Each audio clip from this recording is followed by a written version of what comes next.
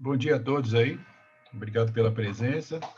Gostaria de agradecer aí o Sérgio do IKEA e o próprio IKEA pelo convite, pela oportunidade de falar um pouco aí, de trocar experiências aí nesse campo que é uma novidade hoje no mundo todo, mais para o Brasil, né? A gente tem muito pouco ainda veículo híbrido e principalmente veículo elétrico. Acho que são em torno de 4.000 ainda só no país, né? E a gente tem que mudar um pouco os conceitos, né? A gente está acostumado bastante com os veículos a combustão, né? E a gente tem agora que pensar um pouco diferente para trabalhar com os híbridos e principalmente com os elétricos, que são um mundo totalmente novo, né? Eu preparei um material aqui, vou começar a apresentar para vocês. Só, Alberto, gostaria de dar uma palavrinha. Claro. Um prazer. Bem-vindo a todos. Sou o Sérgio, sou do IKEA. Eu sou gerente da área de serviços automotivos e a gente está muito contente de participar e ter o Alberto aqui, Alberto Meia, que é um dos nossos instrutores e também auditor, com uma grande experiência nessa área de treinamentos.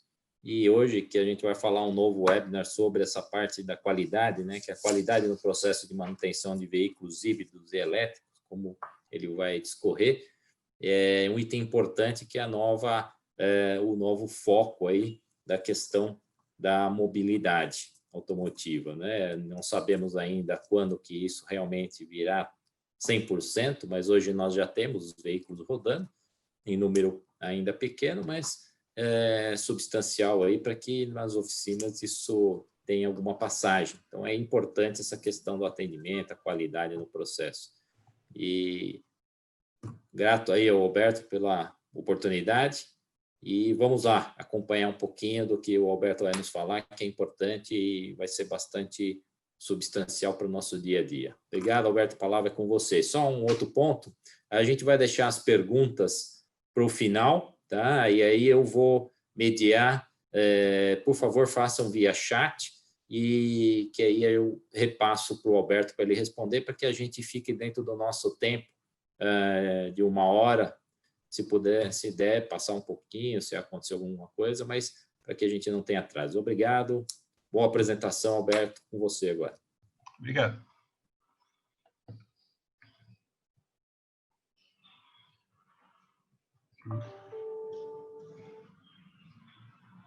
Todos estão vendo a tela aí? Ok, Alberto. Ok? Vamos lá, então. O Sérgio já falou um pouco de mim aí. Sou engenheiro mecânico, tenho uma experiência boa na área de treinamento, de pós-venda automotivo, tanto de automóveis como de caminhão. Atualmente, eu trabalho junto com o IKEA aí, fazendo auditorias em concessionárias de caminhões, né? E o material que eu preparei é sobre a manutenção, né, de veículo híbrido e elétrico. O foco vai ser um pouco mais no elétrico, que é a novidade maior. E o objetivo aqui é mostrar os cuidados que a gente tem que ter na manutenção, a nova maneira de pensar, porque apesar do veículo ser um automóvel, externamente ser muito parecido com um automóvel a combustão, a maneira de trabalhar é bastante diferente. A gente tem que mudar um pouco os conceitos, né? Como é que a gente enxerga esse tipo de veículo aí. Por que não está mudando? Mudou. O carro elétrico, né? A gente pode entender como uma novidade, como o Sérgio falou, mas, na verdade, ele é bem mais antigo que o veículo a combustão. O primeiro que a gente tem notícia, quando a gente faz uma pesquisa histórica, aí apareceu em 1832, era mais um brinquedo, como vocês podem ver na foto ali. Ele tinha uma bateria que não era recarregável, né? E conseguia andar por um certo tempo. O que está acontecendo aqui que não está andando? Tá. Em 1859, um francês, aí, o Gaston Planté, ele inventou a primeira bateria chumbo ácido, né? E essa bateria acabou virando o que a gente conhece hoje como a bateria que a gente usa nos automóveis, né, nos automóveis a combustão. Na primeira onda dos automóveis, dos carros elétricos, o ápice, vamos dizer assim, aconteceu em 1900. Tá? 30% dos automóveis vendidos nos Estados Unidos eram carros elétricos. Eu estou falando dos Estados Unidos porque é onde a gente consegue mais informação dessa época. Na Europa não tinha muito, você não consegue muito essa informação.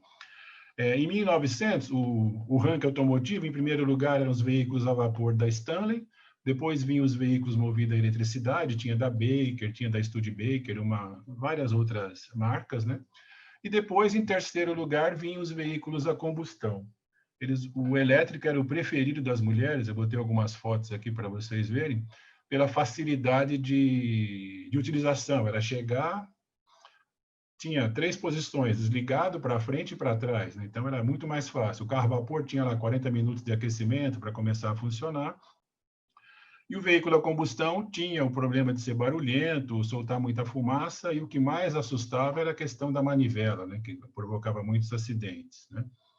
Mas depois, em 1912, quando a Cadillac lançou o motor de partida, a situação mudou, né? O primeiro híbrido que a gente conhece na história foi a Porsche, que lançou em 1901, e esse carro era bastante interessante, tecnologicamente muito avançado, se a gente pensar para a época. Ele tinha 2 versões, ele tinha o 4x2 e o tração integral, e o interessante dele é que os motores ficavam na própria roda, coisa que a gente não vê hoje. A gente vê isso em motos elétricas, né? Mas em um automóvel ainda a gente não conseguiu chegar nisso. Esse carro foi bastante famoso na época. Ele teve uma versão também para 6 lugares, que eles chamavam de ônibus. Essa versão de ônibus, recentemente, a Porsche restaurou e vai colocar no museu, lá na Alemanha. Ele participa um pouco da história quando você pesquisa na carreata que houve com o arquiduque Ferdinando, lá em Sarajevo, onde ele foi assassinado. Falam que um dos carros da carreata era um Porsche híbrido, né? E depois também tem alguns historiadores que falam que o cortejo fúnebre lá do arquiduque, né, que foi feito na Áustria, o carro fúnebre era um Porsche híbrido, né? O arquiduque foi aquele que o assassinato dele deu início à Primeira Guerra Mundial, né?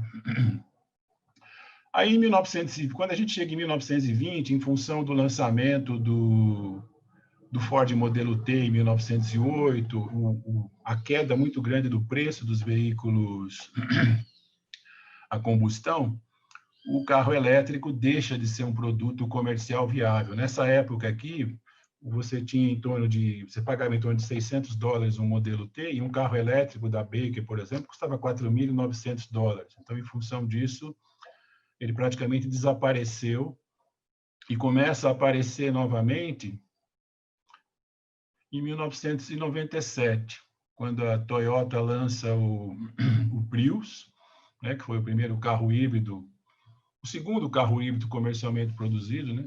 Mas a Toyota teve a vantagem de produzir em massa. A Porsche, naquela época, fez 600 carros, né?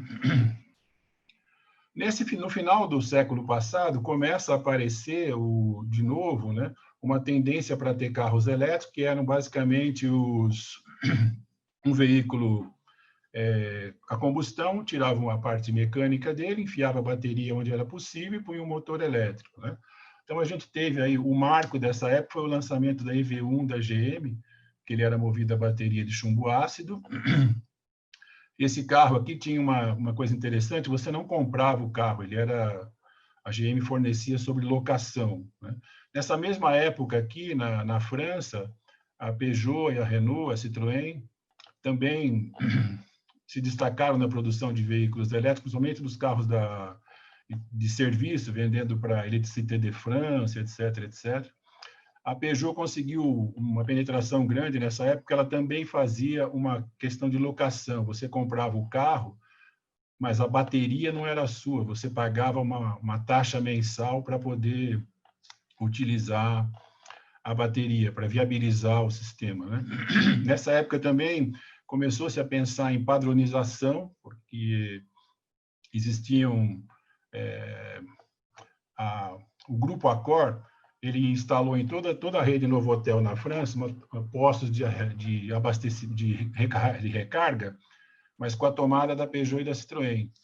E aí a Renault ficou enciumada, então começou a ter um atrito entre aspas e começou-se a ter um movimento para fazer padronizar a tomada, a maneira de colocar as baterias, manutenção. Nessa época surgiu, vou falar um pouco mais para frente, o tipo de treinamento que as pessoas tinham que ter para poder trabalhar com o carro, né? Isso começou a andar um pouco, mas em 2001, na Europa, quando lançou o diesel de alta pressão, praticamente acabou com o carro elétrico, né? Porque você tinha ali um carro de serviço, um furgãozinho pequeno que tinha 120 km de autonomia elétrica. Quando você botava um motor 1.2 a diesel ali, ele chegava quase perto de 1.000 km com um tanque de 50 litros. Isso foi o que determinou ali uma redução bastante grande na produção e até a interrupção da produção. Nos Estados Unidos, tem até um livro que fala do EV1 da GM, né? Não dá para entender muito bem o que aconteceu, mas, de repente, a GM pegou, trouxe os carros de volta e sucateou e acabou com essa situação. Nós vamos voltar de novo em 2006, quando o Elon Musk comprou um projeto de 3 professores da Universidade de Stanford. Eles tinham feito em 2004, 2005, eles reinauguraram a Baker Electric, que era uma empresa de Detroit, e criaram o projeto do Model 3, essa maneira de fazer carro elétrico que a gente conhece hoje.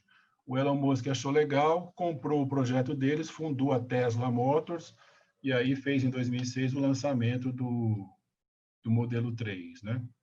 E isso inicia essa terceira onda que a gente está vivendo com os carros elétricos. Nessa terceira onda, esse projeto da Tesla, ele deu um novo rumo para os veículos elétricos, né? Ele tem uma arquitetura bastante particular, bem diferente dos anteriores, né? Ele tem uma arquitetura específica de um carro elétrico que a gente vai ver agora a seguir. O híbrido, que é mais conhecido aqui no Brasil, a gente tem ele aqui desde 2012, se eu não me engano, né? Quando a Toyota lançou o Prius aqui em São Paulo para taxista e tal. Ele tem como vocês podem ver na figura aqui, ele tem um padrão, né? Ele tem um motor a combustão e um motor elétrico, né? Que vão trabalhar aí em parceria para fazer esse veículo funcionar, e o objetivo aí sempre é a redução de emissões, né? A arquitetura do elétrico, que foi feito pela Tesla, é bastante diferente do que a gente conhece de um veículo a combustão, e também ele vai definir essa forma de construção do carro, define como é que a gente vai fazer a manutenção, os cuidados que a gente tem que ter na manutenção, a maneira diferente de dirigir e também a maneira muito diferente de fazer um socorro para esse veículo ou um atendimento em caso de acidente. Tá? Nós temos basicamente, como vocês podem ver na foto ali, eu destaquei ali as partes que a gente vai encontrar no carro, né? Mas basicamente, quando você olha aqui, nós temos uma carroceria de um veículo a combustão, né? Que é aplicada em cima de uma plataforma, onde a maior parte da plataforma é a bateria. Nós vamos ter ali 3 situações. A carroceria, onde as pessoas, os ocupantes, vão ter o contato com o carro, vão poder utilizar esse produto, ela ainda é alimentada com um circuito elétrico de 12 volts. Tá? Então, é basicamente o que a gente conhece hoje no automóvel, né? E depois eu tenho um circuito intermediário, e aí chega a bateria, onde nós vamos ter, como eu comento aqui, né, a parte de alta tensão, né, que são os cabos de cor laranja, que pode variar em função de cada fabricante, de 240 a 1.000 volts, 240 mais os híbridos, né? Depois eu tenho cabos de cor azul, que vai ser o circuito intermediário, que são entre 36 e 42 volts, que é a parte de gerenciamento do veículo, né? E o resto é mais ou menos como a gente conhece. Ele tem um sistema de freio, que é parecido com o sistema de freio de um veículo a combustão, tem pastilhas e tal, né? O que muda aqui, na foto seguinte, acho que dá para detalhar melhor. Não, vou voltar aqui. O que muda aqui é, eu tenho, além do sistema, quando eu falo de ar-condicionado, eu continuo tendo o compressor, só que ele é elétrico, né? Eu vou ter lá o evaporador, o condensador, mas o que eu vou ter de novidade é o sistema de arrefecimento da bateria, que ele é tanto a ar como líquido de arrefecimento, né? O sistema de recarga e os motores elétricos em si, que pode ser um conjunto de motor ou dois conjuntos, dependendo se o carro é 4x2 ou 4x4, né? Ou tração integral, né? Essa bateria aqui, ela tem uma maneira interessante de ser construída, bem diferente do que a gente conhecia das baterias de chumbo ácido, né? Ela é feita por uma série de um conjunto de células, né, que são agrupadas em pacotes, dependendo do fabricante, são pacotes que vão produzir 27 volts, são pacotes que vão produzir 30 volts, né? Elas são agrupadas e em volta desses pacotes, como vocês podem ver aqui, tem uma tubulação, entre aspas, para circular o líquido de arrefecimento. E aí eu vou juntando esses pacotes até atingir a tensão que eu preciso e a capacidade de carga que eu preciso, né? Não sei se vocês vão conseguir enxergar direito, mas eu tenho aqui essa bateria aqui, essa bateria comum que você usa aí no seu mouse sem fio, no controle remoto, aquela tamanho AA, né? De 1,5 volt. E essa aqui é a bateria que o Tesla começou a fabricar. Ela tem 18 milímetros de diâmetro por 65 de comprimento, tá? Ela tem 3,7 volts e tem 3.500 ampere-hora. Então, esse tipo de bateria você encontra nos carros elétricos atuais, né? Tem esse tipo aqui, a Tesla está lançando agora com essa... Lembra dessa bateria grande aqui que a gente tinha? Né? Com esse tipo de bateria também os carros mais novos, né?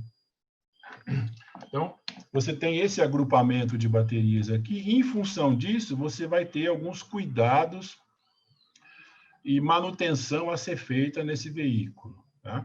Então, aqui eu coloquei a foto, né? Como é que é uma bateria atual. Ela é formada por um prensado, eu tenho o anodo, o catodo e um isolante enrolado, e a gente forma essa bateria aqui. Isso aqui também, mais para frente eu vou comentar, tem alguns problemas de cuidados de funcionamento e na questão de acidente também, de incêndio. Aqui embaixo a gente vê uma situação do GM Bolt, né? O conjunto de baterias aqui. Aqui eu tenho o sistema de arrefecimento, e aqui é o sistema de controle e o inversor, né?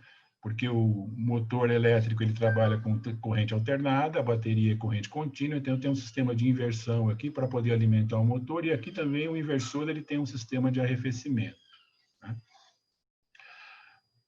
Em termos de exemplo, do modelo 3, lá nós tínhamos 80 kWh da bateria, uma corrente de 230 amperes, tensão de 350 volts, né?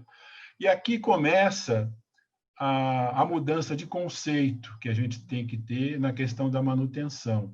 230 ampere-hora, 350 volts, o motor trabalha com 80, 90 amperes de funcionamento. Isso aqui, se você não tiver preparado para trabalhar, é morte na certa, né? Porque a partir de 1, 2 amperes, aí, 110 volts, a gente já consegue matar uma pessoa. Imagina com 350 e 90. Então, aqui, isso é que a gente tem que começar a pensar e mudar a maneira de trabalhar para poder atender esse tipo de veículo, né? Aqui, só mais para ilustrar, as partes em laranja aqui são os elementos que têm alta tensão circulando, né? Aqui mostra o detalhe de um motor da Tesla, a alimentação, o inversor lá em cima. E, novamente, aqui, para detalhar um pouco melhor, a situação que é meio que padrão hoje em dia para os elétricos, né, é praticamente todo o chassi, entre aspas, a plataforma é formada pelas baterias, né? Os híbridos, normalmente a gente vai encontrar as baterias atrás aqui do banco traseiro, até porque a capacidade de carga da bateria é bem menor, né? Eu tenho ali o motor da combustão ali gerando energia, então eu não preciso ter uma bateria tão grande, né? Porque ele vai recarregando à medida que vai se desgastando, né? Em termos de manutenção, nós vamos ter quatro grupos diferentes de manutenção para os carros híbridos e para os carros elétricos. O primeiro grupo é a questão do... Desculpa aí. O primeiro grupo é o que a gente já está acostumado, é o que está alimentado por 12 volts. Tá? Então, nós vamos ter lá os vidros elétricos, as travas, o limpador de para-brisa, o painel, a tela touch, o sistema de ar-condicionado, que mais? O banco elétrico, o desembaçador traseiro, tudo isso que a gente conhece hoje de um automóvel a combustão, nós continuamos a ter num carro elétrico ou num carro híbrido, né?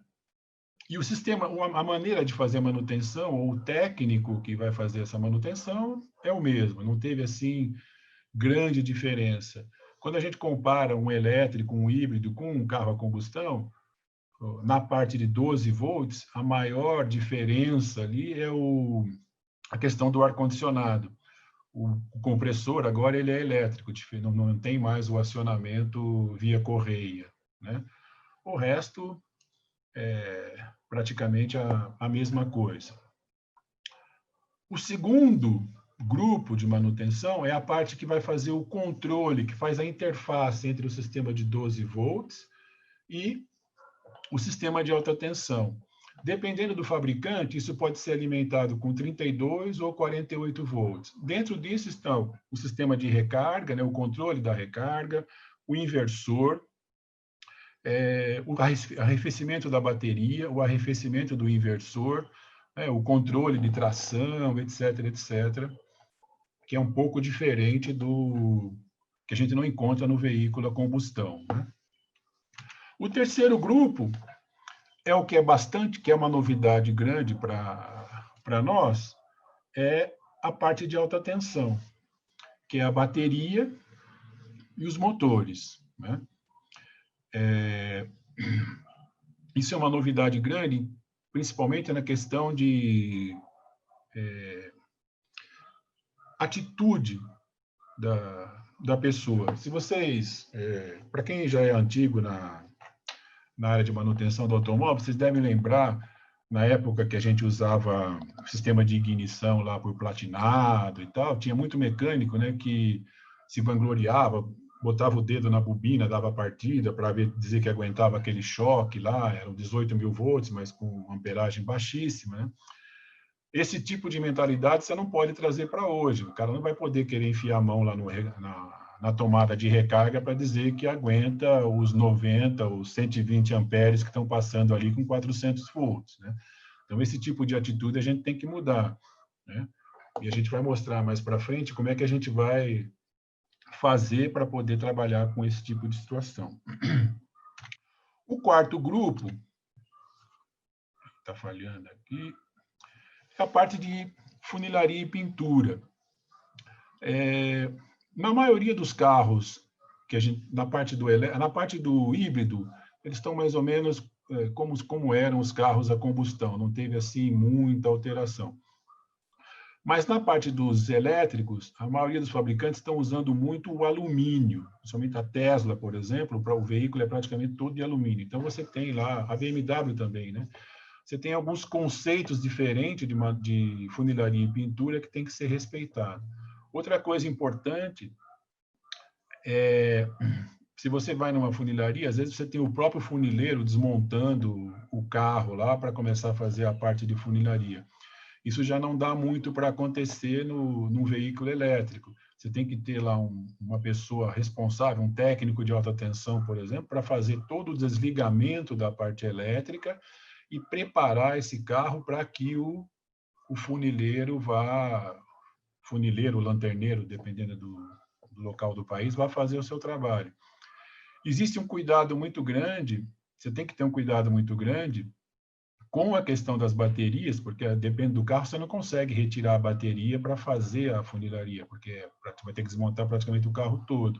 Então, nos processos que usam martelo, solda, né, tem que tomar cuidado, porque lembra que eu mostrei aquela bateria lá, aquele enrolado que forma a bateria? Se você rompe o isolamento por uma pancada ou até mesmo por calor, você gera uma possibilidade de incêndio muito grande, porque a bateria em si, ela tem tudo que ela precisa para pegar fogo. Ela tem o oxigênio lá dentro, tem o combustível e tem o comburente. Quando ela começa a pegar fogo, você nem enterrando você consegue apagar, porque ela tem o combustível ali.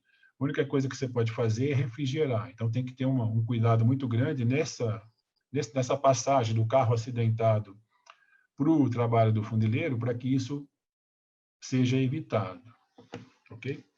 A Tesla em si, ela tem Bom, eu estava adiantando o assunto. Então, só para exemplificar aqui, no grupo de 12 volts, o que eu comentei, os serviços que você pode vender para o seu cliente, né, que você continua tendo que fazer. No 32 volts aqui, tem o sistema de troca de líquido de arrefecimento de bateria, você vai ter que controlar ali parte elétrica, módulo e tal, que pode dar algum problema, né? A parte de recarga da bateria em si. E no grupo 3, a gente tem lá os cuidados de alta tensão, né? Você vai precisar fazer reparo no motor futuramente, né?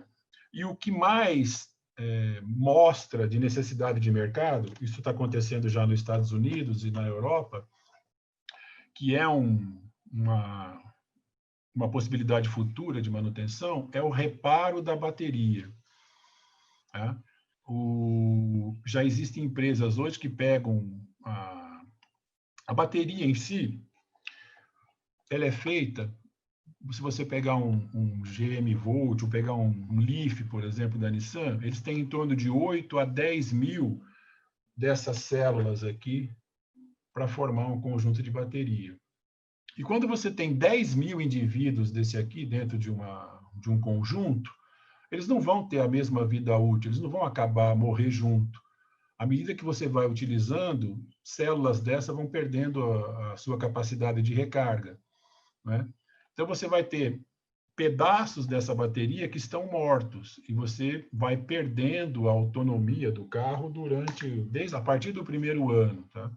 A Nissan, por exemplo, dá garantia, diz que no final do primeiro ano a bateria perde em torno de 5% da sua capacidade de carga. Então, se você for reclamar em garantia, ela fala, não, ó, você perdeu aí 4%, ainda está funcionando. Tá? Então, no manual de garantia, quando você lê, ela fala que no primeiro ano pode perder, você pode ficar com 95% de utilização da bateria e está dentro do normal. E com o passar do tempo, em 3 anos, por exemplo, o seu carro já deve estar lá com metade da autonomia que ele tinha quando você comprou. Então, isso cria a necessidade de você ter alguém que vá trocar essas baterias, essas células que estão com problema e substituir por novas, né? Então, é uma possibilidade de mercado interessante que o futuro vai exigir, né? Não sei se vocês acompanham esse tipo de assunto, mas nessa semana teve uma polêmica grande com a Tesla na Alemanha em função desse problema de bateria. Lá na Alemanha, a norma deles lá diz que a bateria de um carro elétrico com problema tem que ser substituída inteirinha e o que tiver de bom daquela bateria que foi substituída tem que ser transformado, por exemplo, em outros tipos de utilização. Então, vai virar um no-break, vai virar sei lá, uma bateria de um outro equipamento, etc, etc. E o Tesla, o que ele está fazendo na Alemanha é que ele pega o carro que a pessoa reclama em garantia que a bateria não está com a mesma autonomia de antes, ele troca a célula que está com problema, né? Ou ele usa uma bateria, ele pega partes de uma bateria que estava boa e substitui uma outra. E na Alemanha parece que não pode fazer isso, ele tomou uma multa de 13 milhões lá, em função dessa situação. Tá? Bom, o grupo 4 é a parte de que a gente já comentou, a parte de funilaria e pintura. Então, você vai ter lá o martelinho, cristalização de pintura, troca de peça, desamassamento, tudo isso que você faz hoje no veículo a combustão, mas vai ter que ter um cuidado maior em função do que a gente já comentou sobre a alta tensão e as baterias, né? Uma coisa importante que a gente não tem ainda no Brasil é a qualificação de mão de obra, especificamente para a parte de alta tensão. Tá? O que a gente tem visto aí é que essas empresas que estão trazendo os carros elétricos, eles estão utilizando da NR10, né, para o técnico de alta tensão. Ele tem que fazer lá um curso de NR10 para poder trabalhar com esse veículo aí. Não é muito comum, a gente não acha fácil a formação, né, o treinamento disponível para essas pessoas. Você vê a montadora fazendo especificamente para os técnicos da concessionária, mas para o mercado paralelo, por exemplo, ainda não é muito fácil de encontrar. O que a gente encontra fácil é fazer o NR10, mas não tem o NR10 ligado para um veículo elétrico, né? A sugestão, baseada no que a gente vê nos Estados Unidos e na Europa, a gente teria que ter 4 tipos de técnicos, né? O técnico para atuar no 12 volts, que é o que a gente já encontra no mercado aí, ele já está acostumado, em função do seu sistema bem parecido com o carro a combustão. O técnico de alta tensão, que seria a pessoa para trabalhar com 32 volts, o 48, e com os 400 volts. Para esse técnico, além da formação específica sobre aquele veículo, ou sobre aqueles veículos, ele teria que ter o NR10, né? Um técnico capacitado de funilaria e pintura, o teu funileiro, o teu pintor de hoje, mas ele tem que ser atualizado em função dos riscos que ele corre trabalhando perto de uma situação de alta tensão. E também, dependendo da marca ou do tipo de veículo que ele está acostumado a trabalhar, atualizá-lo na questão das novas maneiras, né, de fazer funilaria. Hoje a gente já não usa solda, o alumínio pode ser colado, etc, etc. Ele precisa de uma atualização. E um outro é o técnico que vai fazer o transporte desse veículo, seja aquele motorista de caminhão ou o pessoal da transportadora que vai pegar o veículo da fábrica e levar para o concessionário, seja o técnico que vai fazer o socorro desse carro na rua, o carro deu uma pane, o motorista da plataforma que vai te atender lá da seguradora, etc. E também, em caso de acidente, quem vai fazer o desencarceramento da pessoa que ficou lá dentro desse carro. Tá? É importante a gente lembrar que vamos pegar, por exemplo, um motorista da transportadora que está lá transportando o carro. É muito comum ele precisar fazer uma popular chupeta lá, né, na hora de algum carro que ficou lá, a bateria descarregou, para dar a partida, ele faz uma chupeta. Se ele não for orientado, ele vai tentar fazer isso num veículo elétrico, tá? Porque quando você abre o capô lá, você consegue ver a bateria 12 volts, né? E ele pode criar um problema sério ali por não saber o que está fazendo. Então, ele precisa disso, né? Da mesma forma, o socorrista, né? E o pessoal que vai fazer o desencarceramento, porque ele tem que saber aonde ele vai, como é que ele faz para interromper a alta tensão do veículo, né? Porque hoje em dia, por exemplo, você vai socorrer um caso de acidente, um veículo a combustão, a preocupação do bombeiro é cortar a bateria para desarmar o airbag, tá? Agora, no caso do carro elétrico, além de desarmar o airbag, ele tem que saber aonde ele vai desarmar a parte de alta tensão, porque senão ele pode ser eletrocutado ali na hora de movimentar ou na hora de tentar cortar com aqueles alicates e tal, a carroceria do carro para poder tirar alguém lá de dentro. Tá? Então, isso é uma questão importante que acho que nós temos que nos preocupar no futuro em ter essas pessoas com a formação adequada para atender a esses veículos, né? Como eu comentei, né, a gente não tem muito essa formação, você não encontra muito no mercado, mas, por exemplo, na França, lembra que eu comentei lá que na época no começo do século, no começo em 2000, né, começou a ter aquela questão de padronização, e nessa época também houve uma regulamentação para colocar na CLT, vamos dizer assim, francesa, os cursos e as formações que o pessoal que trabalharia com o veículo elétrico devia ter. E quando a gente vai, entre aspas, na CLT francesa, a gente tem o artigo lá R45449, né, e esse outro aqui, o 4411, que fala os níveis e o grau de formação que tem que ter a pessoa em função do nível de intervenção. Opa! Então, eu tenho que ter lá o índice BCL, que é para o cara que cuida do transporte do veículo, que vai tirar o veículo da fábrica e entregar no concessionário. O que vai fazer intervenção não elétrica no veículo, trocar amortecedor, pastilha de freio, etc. O que vai fazer trabalho elétrico no veículo desenergizado, alguém preparou esse carro para ele. Quem vai trabalhar no veículo energizado e intervenções elétricas específicas no serviço de avaria de um carro elétrico. Então, eles estão já bem mais avançados que nós aqui, né? E a gente precisa chegar nessa situação e definir as formações que as pessoas têm que ter e definir também, acho que, o nível do técnico. A BMW, por exemplo, ela tem lá o técnico de alta tensão, ela colocou, são 3 níveis de técnico, se eu não me engano, mas o mais importante é o técnico de alta tensão, é aquele que vai preparar, vai desenergizar o veículo para que as outras pessoas, outros técnicos possam trabalhar, né? Eu não sei se isso é padrão para as outras montadoras, mas é um nível que a gente tem que chegar, né? Definir esse tipo de formação e quem é que pode mexer no carro e quem não pode, né? O que a gente tem que tomar cuidado, né, com a questão do elétrico, o híbrido menos um pouco, mas mais o elétrico, são os riscos que estão associados a esse veículo, que são novidades, né? A gente já falou dos componentes de alta tensão, que são de cor laranja, né, que pode ter são fatais se você não souber mexer naquilo.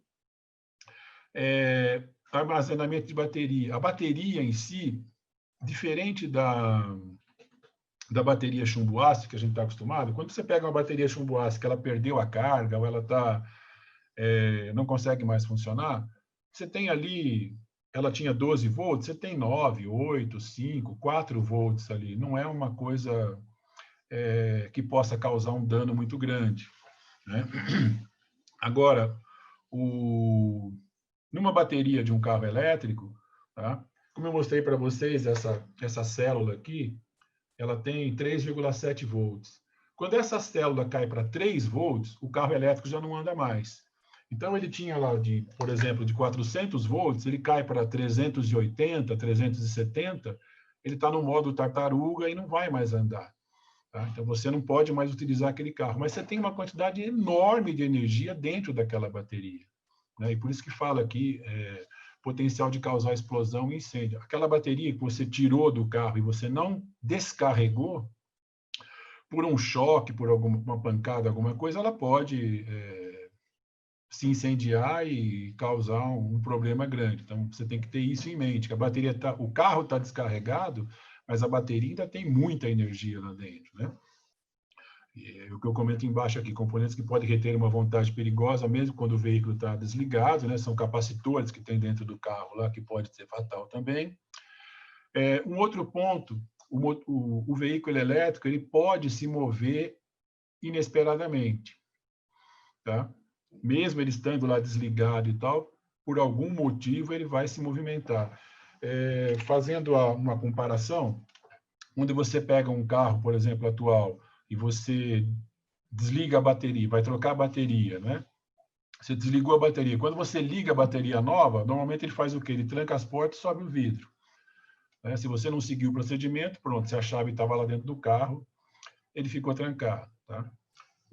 E isso acontece no veículo elétrico. Diferente do que a gente está acostumado, o motor elétrico está sempre energizado. Tá? Ele não é diferente, por exemplo, dos mais antigos, você tinha aquela bancada de resistências para fazer, entre aspas, né, a primeira, a segunda e a terceira velocidade. Você não tinha uma aceleração contínua do acelerador, ele ia trocando de relé Para quem é mais antigo, andou naqueles ônibus elétricos que tinha na Rua Augusta, aqueles ônibus dos anos 40, lá você percebia, quando o motorista ia acelerando, você percebia os estalos do relé que iam trocando para aumentar a tensão no motor, né? Então, a gente tem que levar em conta isso. Riscos associados à substituição da bateria, gases explosivos e nocivos e tóxicos se a bateria se incendiar, risco de atropelamento no carro elétrico, porque ele não faz barulho quando anda. Naquela época, lá no ano 2000, até uma sugestão que foi feita naquelas reuniões lá de normatização era ter um pneu que fizesse mais barulho. Até a Michelin apresentou para a gente lá um modelo de pneu que era mais ruidoso para o carro elétrico, mas isso não foi levado adiante, né? E aí os procedimentos obrigatórios, né, que o mecânico tem que ter, vou dar alguns exemplos aqui. A chave nunca ela deve ser mantida longe do veículo, normalmente mais de 5 metros, principalmente se ela for um sensor de presença. O reparo não pode ser realizado por uma pessoa só, do mesmo jeito quando você vai fazer um reparo numa cabine de alta tensão, né, que fala na norma NR10, o reparo tem que ser realizado no mínimo por 2 pessoas, ninguém pode ficar sozinho perto de um carro durante a manutenção. As pessoas em volta devem ser informadas dessas características do produto, né? Você tem que ter um tempo para começar a fazer o trabalho no carro após o desligamento da bateria, né? Da bateria principal. A questão a possibilidade de se movimentar. Então, é muito importante que os procedimentos sejam respeitados, principalmente nesse começo que a gente está aprendendo, né? Para evitar problemas maiores, né? Uma coisa importante também, que é uma novidade, né? O veículo elétrico ele não pode ser empurrado, mesmo por pequenas distâncias, tá? Porque, como eu disse, o motor está sempre ali ligado na bateria e quando ele tem aquele sistema do freio regenerativo, quando você empurra, o motor vira um gerador e gera energia, tá? Isso pode causar problemas no sistema elétrico do carro. Então, você tem que ter esses carrinhos que mostram na foto aí, para colocar na roda de tração e evitar que o carro seja empurrado fazendo a roda girar, né? A oficina tem que ser adaptada, você não pode usar bancada metálica, bancada de madeira também pode funcionar, mas se ela estiver molhada, ela pode transmitir eletricidade, então a gente tem que ter uma adequação, vou falar mais para frente, nos equipamentos da oficina, né? Lavagem de alta pressão também não pode ser utilizada. E uma coisa fundamental, que é essa figura aqui, são o conjunto de cadeado para disjuntores, muito parecido com o que o técnico de alta tensão usa na cabine de alta tensão, né? São os cadeados que o técnico de alta tensão, quando ele vai lá desligar o veículo, desligar a bateria, ele coloca esses cadeados nos disjuntores, guarda a chave com ele, só ele vai poder religar, né? Uma outra situação é na recepção do carro elétrico ou do híbrido quando ele chega na sua oficina, né? É muito importante você fazer uma inspeção visual, tanto externa quanto interna do veículo, principalmente na parte inferior, contra a danos, tá? Você pode, por exemplo, ter um cliente que bateu embaixo de uma lombada e chegou na sua oficina e quando ele bateu na lombada, ele danificou algumas células de bateria, ela começa a se aquecer e você pode ter um incêndio nesse sentido. Teve um caso muito famoso em Indianápolis, nos Estados Unidos, que foi um dos primeiros incêndios que os bombeiros americanos enfrentaram com o Tesla. O carro bateu na roda dianteira do lado esquerdo, aquela caixa ali, ele bateu, ele passou em cima de uma pedra na estrada e bateu naquela região e danificou muito ali. E parte das células caíram na rodovia, parte começaram a pegar fogo, aquilo se espalhou. Então, tem uma declaração de um bombeiro que fala que parecia aquelas bombinhas de São João, né? Um negócio explodindo no meio da rodovia, o carro pegou fogo e eles não sabiam como apagar um incêndio naquela situação. Então, é muito importante, se o carro chegou na sua oficina e se tem algum dano na parte inferior, é importante que ele seja segregado, né? Eu vou mostrar depois como é que você faz isso, para verificar se você não tem um incêndio ali, um princípio de incêndio acontecendo, né? É importante você verificar a integridade dos disjuntores, né? Que da parte de alta tensão, se não tem nenhuma gambiarra ali, nem alguma outra coisa, né? Para que depois esse problema não vire um custo seu, né? E aí os outros sistemas, né, de higiene, você pode hoje vender tal da higienização para o COVID, né?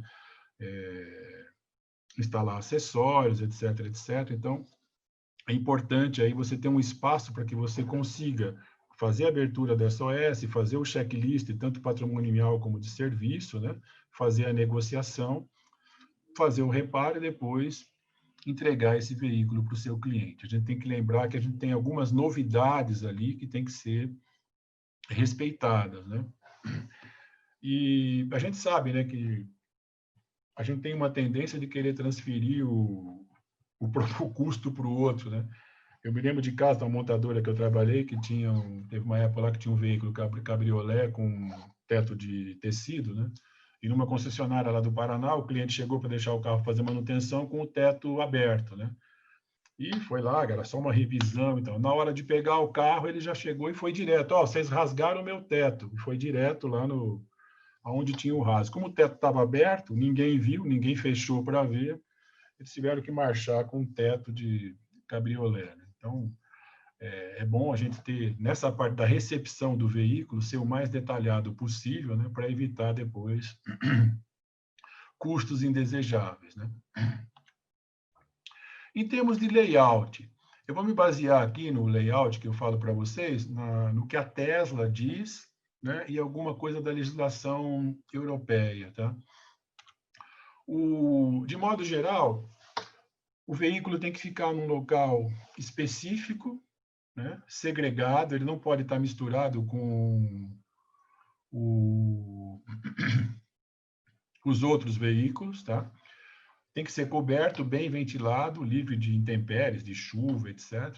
Tem que ter as sinalizações específicas, tá? A vaga demarcada com fita zebrada, para que ninguém vá lá, nenhum curioso possa chegar perto. Tem uma recomendação de extintor de incêndio classe D. A Tesla fala que a oficina tem que ter para cada vaga pelo menos 12 mil litros de água no hidrante, tá? Porque, segundo eles, quando começa um princípio de incêndio, você tem que ficar ali pelo menos por 1 hora jogando água no carro para baixar a temperatura da bateria. E isso, segundo eles, precisa de 12 mil litros de água por veículo. E é também uma recomendação do bombeiro americano, né? A gente já comentou, 2 pessoas em cada vaga, o técnico não pode trabalhar sozinho. Os adesivos, né, com os alertas necessários, bancada de trabalho não metálica ou isolada, carrinho para as rodas de tração. Você vai ter também ponto de recarga de 500 volts, 125 amperes, se você quer, por exemplo, uma carga rápida. Ferramentas com isolação, técnicos com IPI adequada, vou mostrar mais para frente. Área de escape descoberta de fácil acesso, né, conjunto de cadeado para disjuntores e o piso isolado eletricamente. Ou você tem o piso isolado, ou você vai usar um tapete para colocar embaixo do carro, tá? Essas são as recomendações aí, principalmente da Tesla, tá? O layout da oficina deve permitir que você possa jogar logo fora o carro para um lado externo e aí que ele tenha pelo menos 15 metros de raio em torno dele, livre de outros objetos ou outros veículos, no caso de incêndio, tá? Não sei se vocês acompanham isso, mas para quem acompanha, você vê que o caso de incêndio não é muito raro em veículo elétrico, tá? Existem alguns países da Ásia, por exemplo, que o veículo elétrico não pode entrar em estacionamento subterrâneo, nem em estacionamento coberto, ele tem que ficar sempre em área externa, tá? Aí aqui um exemplo, né, do que eu comentei sobre a adesivação, o extintor de classe D, os cadeados para disjuntor, um exemplo aqui de layout de manutenção, se bem que tem um carro perto ali, não poderia estar nessa situação, né? Aqui um exemplo da parte de alta tensão. Aqui,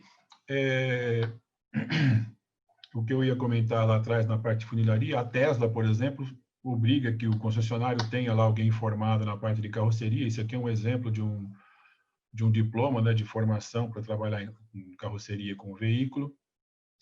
Outra coisa que a gente tem que pensar na parte da manutenção, na oficina, por exemplo, é que tipo de sistema de recarga eu vou ter lá no meu, vou disponibilizar para o meu cliente, né?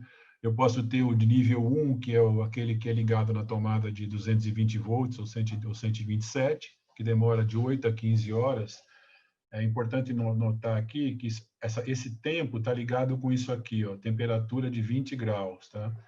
O limitador no carregamento é um cara chamado inversor.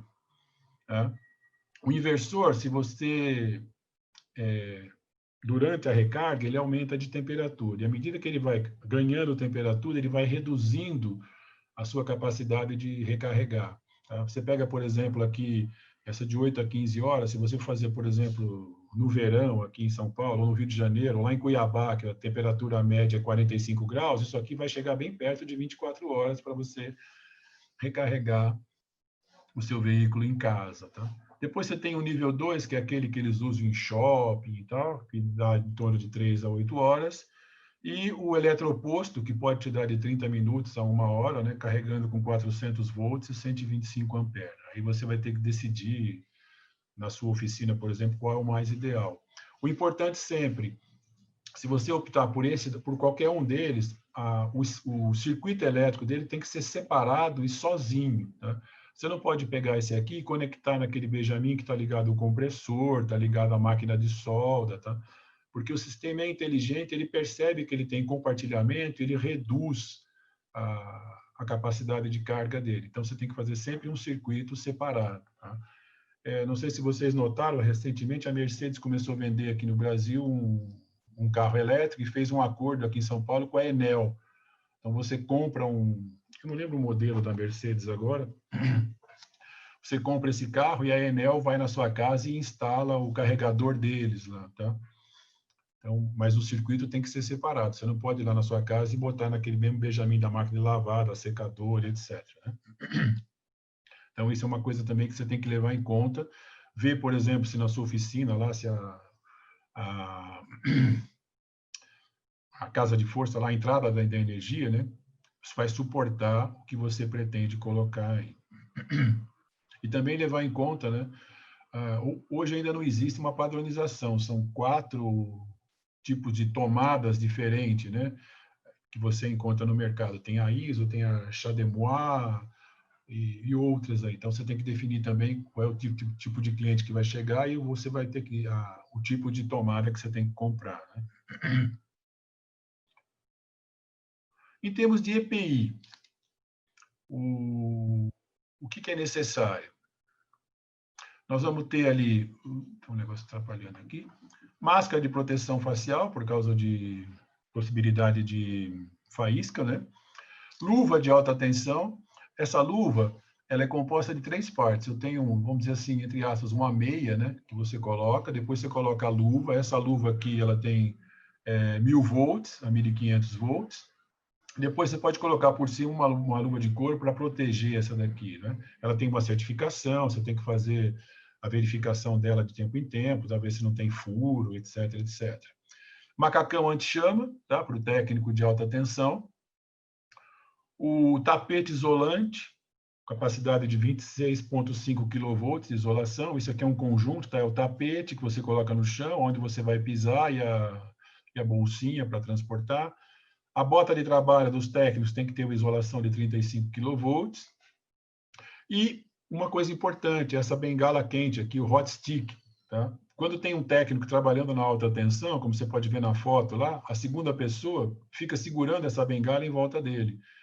No caso de perceber uma eletrocução, o cara tem que puxar ele de lá. Tá? Então, isso é uma ferramenta fundamental. A Tesla, por exemplo, recomenda isso, e o bombeiro americano também recomenda esse tipo de ferramenta, né? Então, lembrando sempre que o reparo vai ter que ser feito sempre em 2 pessoas.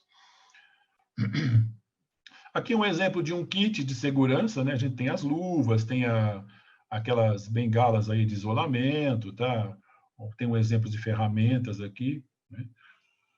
Em termos de ferramentas, isso já existe no Brasil há um bom tempo, né? Para o pessoal que trabalha nas cabines de alta tensão. A Toyota tem até um kit, né, para trabalhar do veículo híbrido, que vem esse tipo de ferramenta, você já encontra relativamente fácil no mercado. O que você tem que olhar na hora de comprar é se elas estão isoladas para 1000 volts. Tá? Isso é uma coisa importante de ver. Existem aí de outras origens com isolação menor, mas para a questão do elétrico e do híbrido, ela tem que respeitar essa questão da tensão aí de 1000 volts. Em termos de aparelho de medição, o multímetro, por exemplo, tá?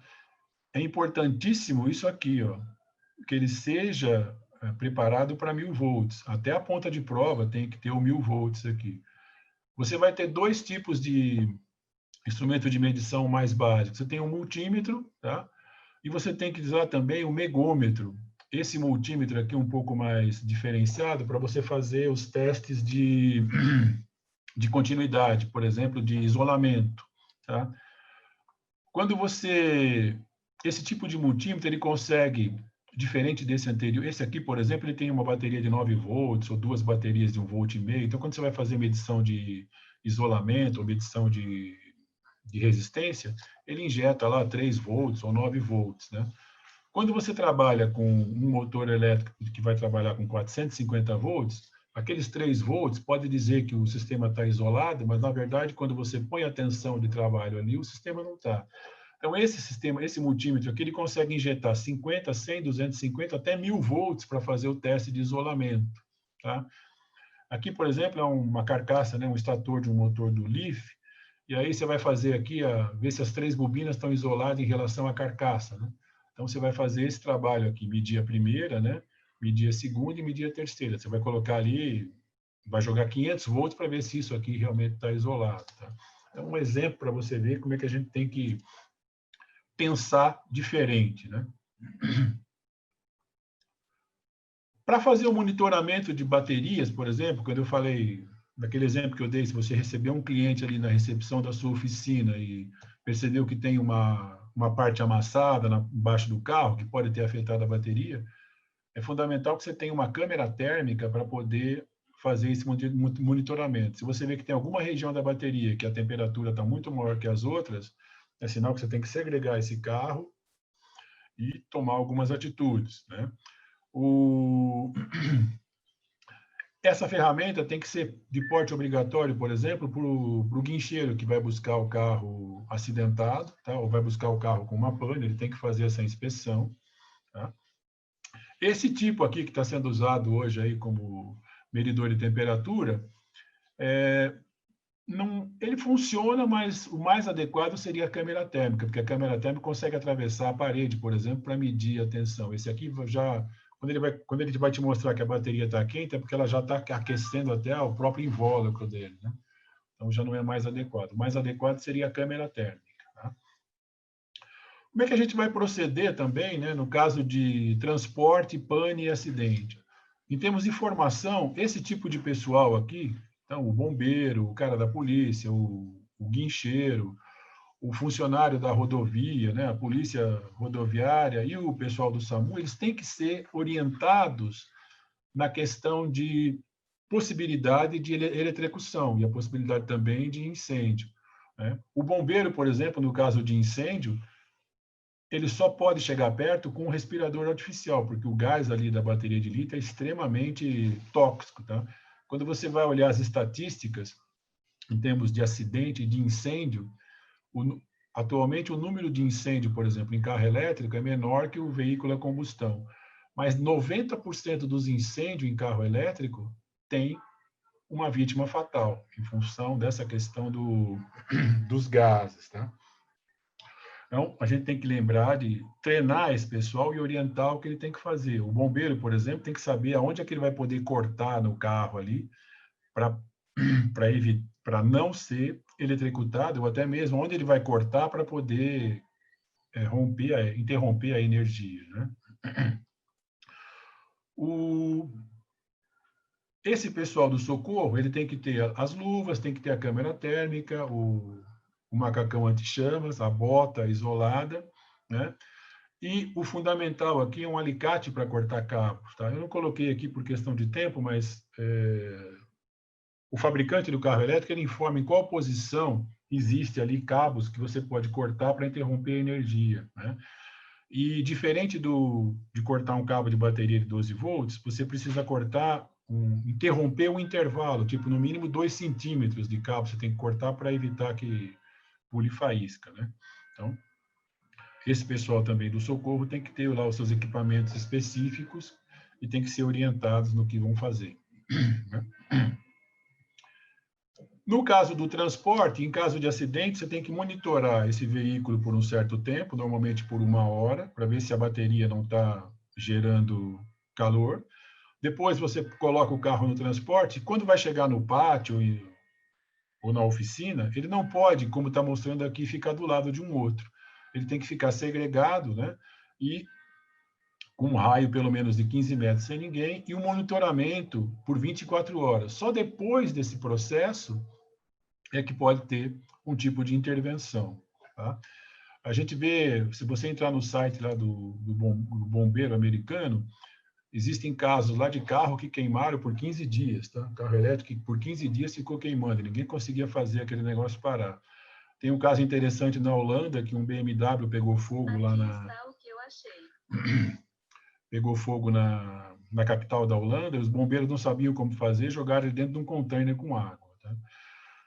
Então, resumindo, na questão da manutenção, o mais importante aqui, que é a mensagem que eu deixo para vocês, é nós começarmos a pensar diferente, né? Apesar da aparência externa do carro ser uma coisa conhecida para nós, mas internamente ele tem muita modificação, muitos conceitos que a gente tem que mudar, principalmente na questão da segurança do trabalho, né? E eu acho que nós temos que levar adiante aí, ver com o Senai, com outros tipos de escola, começar a ter formação específica, né? Principalmente para a oficina do mercado paralelo, para poder atender esses carros, porque eles vão começar, pelo que parece, chegar muito rápido, né? Certo? Aqui tem um resuminho aí de onde eu tirei as informações sobre o material e estou à disposição aí, se vocês tiverem alguma pergunta, alguma dúvida aí, algum esclarecimento, fico à disposição. Excelente, Alberto. Muito bom.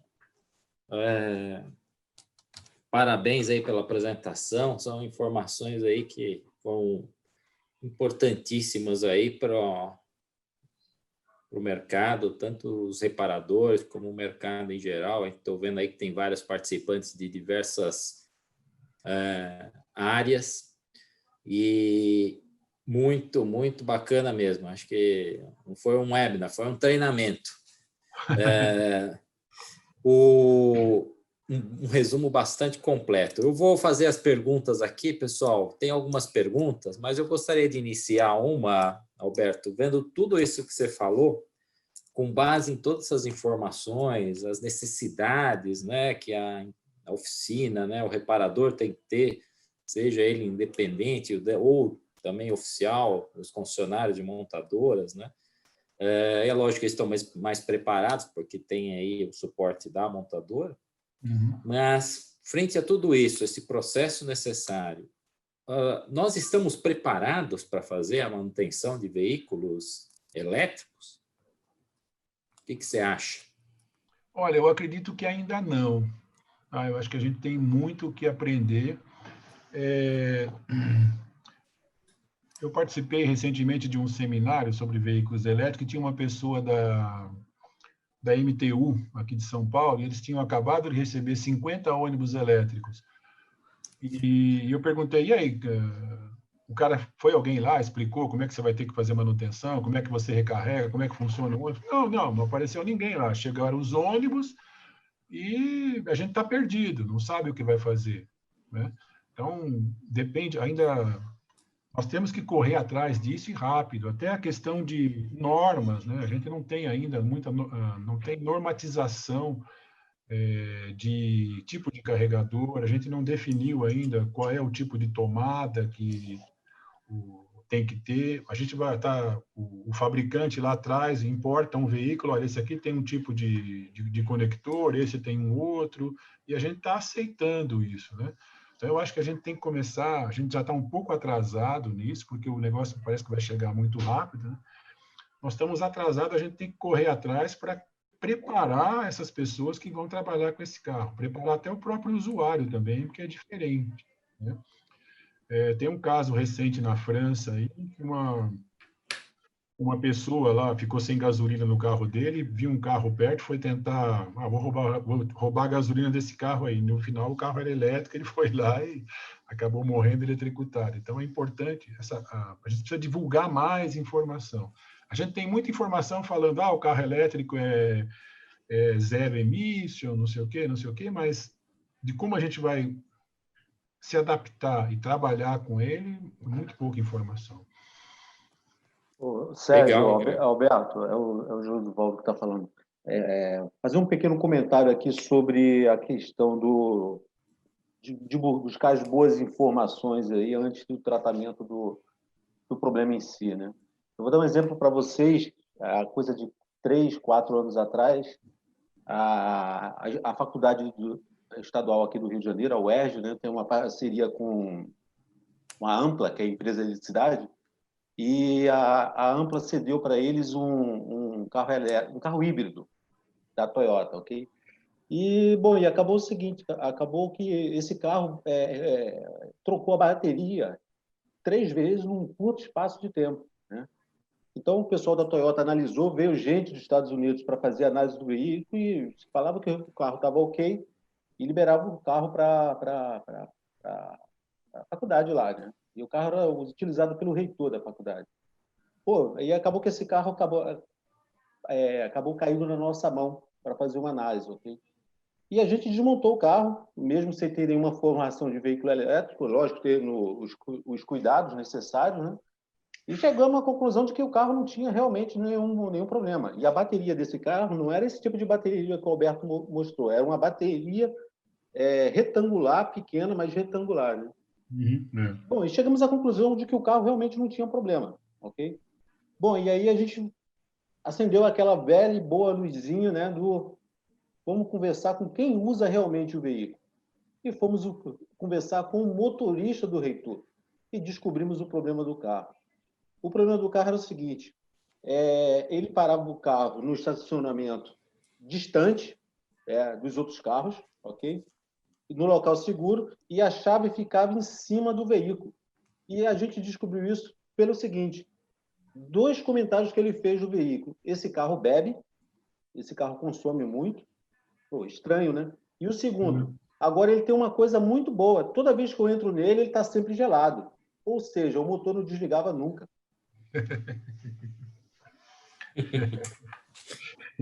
Então, a importância de você conversar com o cliente, acho que chegaram a trocar 3 baterias desse veículo, entendeu?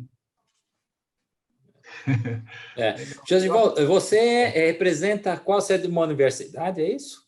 Só se apresentar. Não. Eu sou, vamos falar assim, eu sou um meio intrujão. Eu me meto com um monte de coisa. Eu trabalho na PSA, mas aqui no Rio a gente tem contato com um monte de gente, acaba trabalhando com um monte de parcerias aí em off, né? Normalmente em off.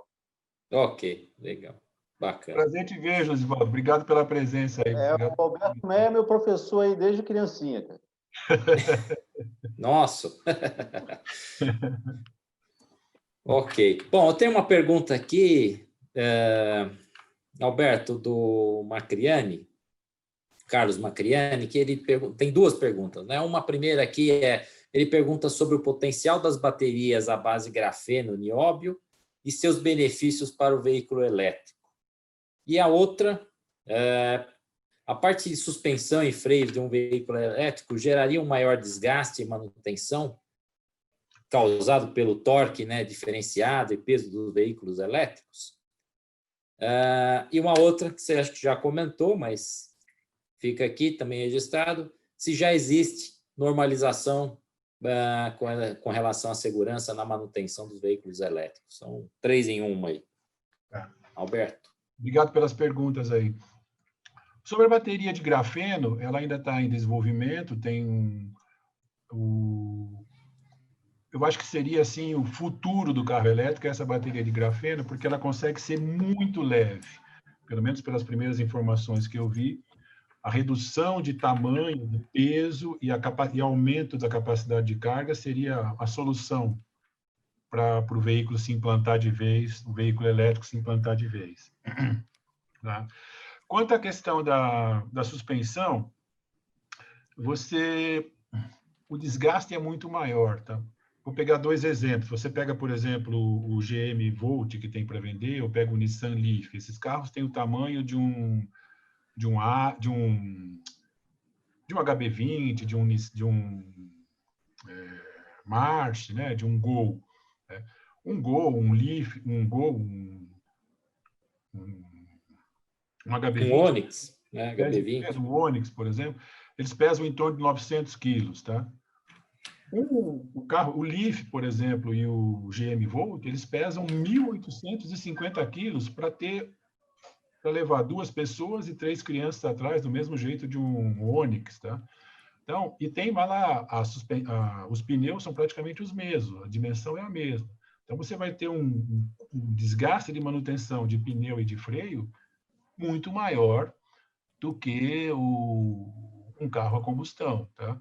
Quando você vê o fabricante falando, aquele eco... Esse é o resultado principal. Opa, o Google está falando aqui. Quando você vê os comentários da montadora, o pessoal de marketing fala, né? Você vai economizar, você não vai trocar óleo, você não vai trocar filtro, etc, etc, né? Mas você vai trocar muito mais amortecedor, muito mais mola, muito mais bucha, muito mais pneu, porque o carro é muito mais pesado que um veículo combustão do mesmo tamanho, né? Quanto à questão de normatização, o que a gente tem hoje é só a NR10. Tá? Então, para o técnico trabalhar com um veículo elétrico, ele tem que fazer um NR10, você consegue fazer pela internet, tem vários cursos nesse sentido. Mas quando você olha a NR10, ela é muito focada para o trabalho em cabine de tensão, tá? Que é... a utilização dos equipamentos de segurança são os mesmos, né? Mas a maneira de trabalho é um pouco diferente. O que você vai encontrar num veículo elétrico é bem diferente do que daqueles painéis que você encontra numa cabine de tensão. Então, no meu conceito, a gente tem que pegar essa NR10 e adaptá-la para o técnico que vai trabalhar com caminhão, ônibus, um automóvel elétrico, né? Alberto, até para essa questão, só para você puder explicar para os participantes, alguém pode não conhecer, o que seria NR10, né? O que é as NRs? São normas regulamentadoras que a gente tem no país, né? Então, por exemplo, eu tenho NR para trabalho em altura, tem NR para trabalho tipo num bueiro lá, que é espaço confinado. A NR10 fala do trabalho com alta tensão, de energia elétrica em alta tensão. Então, o cara que vai fazer manutenção de torre de transmissão, o cara que trabalha lá no gerador de Itaipu, aquele teu eletricista que faz a manutenção da cabine primária da empresa, tá? Então, essas pessoas têm que ter o NR10. Então, tem lá, ela fala de, basicamente, o mais importante dela, te dá o conceito do tipo de equipamento de segurança que você tem que usar para o tipo de manutenção que você vai fazer. Tá? Legal, Alberto, excelente. Ficou mais claro aí para quem não o conhece, a NR, a norma regulamentadora. Isso é fácil você encontrar na internet, você bota lá NR10, aparece, você puxa o PDF, tem lá umas 100 e tantas páginas que você tem que ler e você já vai entender. Falou o número de páginas, o pessoal vai correr. Brasileiro, ele não gosta muito de ler, né? Não lê nem o manual do carro quando compra. Um monte de informações aí que você falou. Acho que quem comprou um carro elétrico não sabe nem 1/10 delas. Mas legal, bacana, muito bom. Acho que a gente conseguiu responder as perguntas aí do Carlos Macriani. Agora tem mais uma pergunta aqui, a gente também já está adiantado na hora, do Emerson Wada, nosso parceiro aqui também, auditor do IKEA. Tem como medir e saber exatamente a capacidade de carga de cada célula da bateria? Alberto, é a pergunta dele. Tem. Boa essa pergunta aí, gostei. Você tem equipamentos que você conecta no carro, ele te mostra qual região da bateria tem célula morta. Tá? E assim, naquele exemplo que eu dei da Tesla lá na Alemanha, é assim que ele trabalha. Ele faz esse diagnóstico no conjunto de bateria do carro, ele localiza lá, te dá até sabe aquela localização que você tem dentro do estoque, lá, prateleira tal, não sei o quê? Ele vai te dizer mais ou menos isso, você sabe qual grupo que tem problema e qual você vai ter que trocar. Tá? Essa pergunta eu vou aproveitar para fazer um comparativo que é muito interessante a gente começar a pensar. A gente ouve muito falar que a bateria vai durar 10 anos e não sei o quê, e blá, blá, blá, blá, blá, blá, né? Mas tem uma diferença grande que a gente vai ter que começar a acostumar, tá? Quem é mais antigo deve lembrar, tipo, em 1968, a Ford lançou lá a linha Galaxy aqui no Brasil, né? Era um sedã enorme, levava 6 pessoas de 1,90 m, 800 litros de bagagem, e tinha um tanque de 76 litros. Com esse tanque, naquela época lá, ele fazia em torno de 400 quilômetros com o tanque. Tá? Você podia ir de São Paulo para o Rio, de São Paulo para Curitiba e tal. Hoje, você consegue encontrar, por exemplo, um Galaxy 68 em bom estado, na mão de colecionador, na mão de pessoas que fizeram boa manutenção. E esse carro continua levando 6 pessoas, 800 litros de bagagem, e continua fazendo, com aquele tanque lá, 400 quilômetros. Melhorando, atualizando um pouco o motor, você chega até a 600 quilômetros de autonomia. Então, esse carro, 52 anos depois, ele cumpre o que o fabricante prometeu em 1968. No caso do carro elétrico, a gente tem que pensar diferente. Você compra o carro hoje, então ele vai te dar hoje, aqui no primeiro ano, ele vai te dar lá, sei lá, 200 quilômetros de autonomia com aquela bateria. À medida que você vai usando, aquelas 10 mil células lá vão morrendo, algumas, tá? Então, com o passar do tempo, essa autonomia é como se o tanque de combustível fosse diminuindo, tá? A média que a gente vê hoje, em torno de 4 anos, o carro já está com menos da metade da autonomia que foi prometido quando você comprou. E aí você tem um mico financeiro na mão, né? O carro com 4 anos de uso, você vai ter que tentar passar para alguém, e esse alguém vai saber que não faz mais 200 quilômetros, faz só 60 ou faz só 100. Quanto vai valer isso no mercado? Né? Isso é um problema que já está acontecendo no Canadá, até no meu LinkedIn, né, se alguém quiser olhar, eu coloquei uma reportagem de um cara que processou a Nissan porque o carro dele, com 2 anos de uso, já não tinha mais a autonomia prometida. Né? E a Nissan não trocava a bateria de jeito nenhum, não quis trocar. Ele teve que sucatear o carro e comprar outro. Né? Então, são conceitos que a gente tem que começar a pensar de maneira diferente. Né? Num carro a combustão, ele vai ficar anos e anos e anos mantendo a mesma prestação se você fizer a manutenção. O carro elétrico, em função da bateria atual, você tem que lembrar que você não vai ter a mesma prestação igual todos os anos, né? Então, são conceitos diferentes que a gente vai ter que nos adaptar, aceitar ou tentar evoluir, né? Muito bom, Alberto. Esse é um ponto que vai ter que ser trabalhado aí nessa nova etapa. Acho que a questão aí um pouco para diminuir o custo das baterias será aí o volume de produção. Eu acho que é um ponto aí que para diminuir. Outro, acho que também vai ser um pouco da condição de uso, né? Da preocupação e como seja esse recarregamento. Então, o usuário também aí vai ser importante. Tá legal.